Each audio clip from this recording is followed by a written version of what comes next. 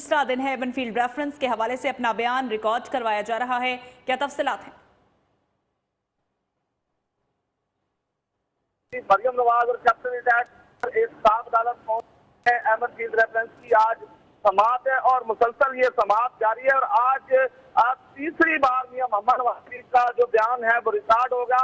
128 सवालात थे जिसमें से मियां मोहम्मद नवाज शरीफ ने 123 सवालात के जवाब दे दिए हैं और 2 दिनों में उन्होंने ये सवालात के जवाब दिए हैं। तो आज तीसरा रोज है और 5 अहम सवालात हैं जिनके आज मियां मोहम्मद नवाज शरीफ ने अदालत में जवाब देने हैं और अभी वो अदालत के अंदर पहुंच चुके हैं। और थोड़ी देर पहले उन्होंने अभी गैर रस्मी गुफ्तगू भी की है जिसमें उन्होंने आज इमरान खान को आड़े हाथों लिया है KPK के हवाले से और मजीद उन्होंने ये भी कहा है कि इमरान खान और उसके अलावा जो नईमुल हक और जो दानियाल अजीज के दरमियान मसला हुआ है जिससे थप्पड़ मारा गया दानियाल अजीज को, उसकी भी उन्होंने मजम्मत की है। और उसके अलावा उन्होंने कहा कि ये इमरान खान का कल्चर है, इस कल्चर के इमरान खान जिम्मेदार हैं। उन्होंने मजीद कहा कि कहाँ है नया KPK, कहाँ है नया पाकिस्तान, कहाँ है वो दरख्त जिसके इतने दावे किए गए थे। और मियां मोहम्मद नवाज शरीफ ने जो 100 दिन का प्लान है जो इनकी इमरान खान की तरफ से दिया गया